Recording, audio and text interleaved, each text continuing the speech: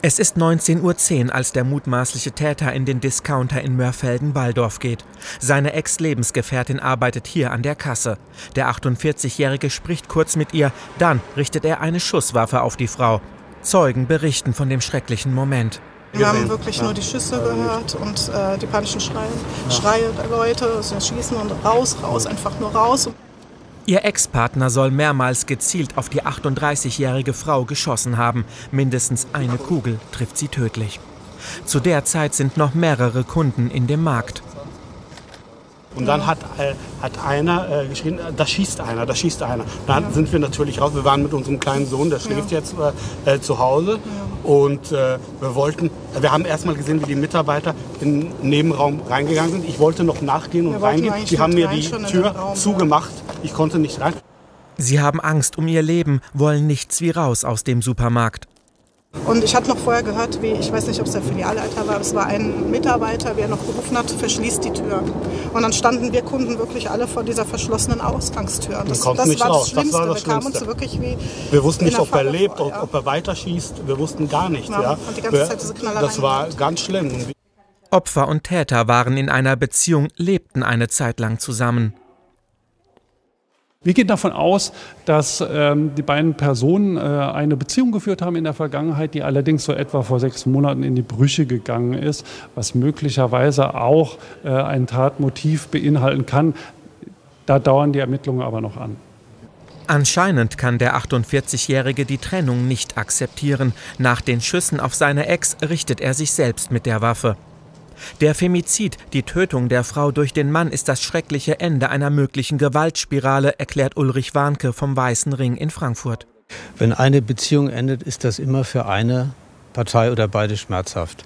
Wenn eine Beziehung von Gewalt geprägt war, kann es dazu führen, dass sie auch gewaltsam endet.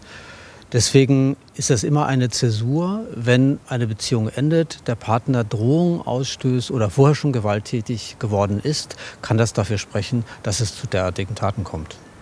Ob es Gewalt in der Beziehung in diesem Fall gegeben hat, wird ermittelt. Etwa alle 3 Tage stirbt in Deutschland eine Frau durch die Hand des Partners oder Ex-Partners. Bei ersten Anzeichen von Gewalt rät der Weiße Ring, Hilfe zu suchen. Wenn eine Frau es auch nur entfernt für möglich hält, dass der Partner seine Drohungen oder seine Gewalttätigkeiten fortsetzt, sollte sie sich unbedingt Hilfe suchen beim Weißen Ring, bei der Polizei. Wir vermitteln den Kontakt zur Polizei. Dort wird eine professionelle Gefährdungsanalyse gemacht, um festzustellen, was dafür spricht, dass eine Beziehung gewalttätig enden kann. Und die Polizei kann entsprechende Maßnahmen einleiten, angefangen von einer Gefährderansprache bis in nächster Zukunft möglicherweise auch mit elektronischen Fußfesseln den Kontakt zu unterbinden. Die Kunden im Discounter versuchen weiterhin verzweifelt rauszukommen. Zu dem Zeitpunkt weiß noch niemand, dass der 48-Jährige sich selbst erschossen hat. Es herrscht Angst, dass er weiter um sich schießen könnte.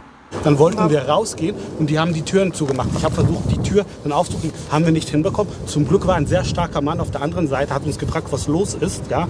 Und da hat mir gesagt, ich soll zur Seite, er bricht die Tür auf und er hat zum Glück die Tür aufgebrochen. Von außen die Tür eingetreten, weil die Männer es nicht geschafft haben, wirklich diese Schiebetür aufzuschieben. Ja. Die Kunden können sich ins Freie retten, sind in Sicherheit. Doch der Schock der Tat wird hängen bleiben. Also eine Tat hautnah mitzuerleben, wird die Augenzeugen wahrscheinlich ihr Leben lang nicht mehr verlassen. Augenzeugen von einem derartig schrecklichen Gewaltverbrechen sind auch Opfer. Das heißt, sie sind traumatisiert und sie sollten sich nicht scheuen, professionelle Hilfe in Anspruch zu nehmen, durch Psychologen, durch Beratungsstellen oder eben durch den Weißen Ring. Heute Morgen stehen Kerzen vor dem Discounter, Blumen liegen daneben. Stille Beileidsbekundungen für die 38-jährige Frau. Ich habe den Bruder des Opfers getroffen, mich kurz mit ihm unterhalten. Er wollte völlig verständlich vor der Kamera natürlich nichts sagen. Er stand einfach nur minutenlang fassungslos vor dem Fenster des Supermarktes, hat hineingestarrt, ungläubig und völlig am Boden zerstört. Die Ermittler prüfen jetzt, inwieweit es vorher ein Annäherungsverbot für den mutmaßlichen Täter gegeben hat und auch, ob das Schließen der Außentüren durch Marktmitarbeiter und somit das Einsperren der Kunden in diesem Fall korrekt gewesen ist. Den Angehörigen der Frau und auch den Augenzeugen der furchtbaren Tat wird psychologische Hilfe angeboten.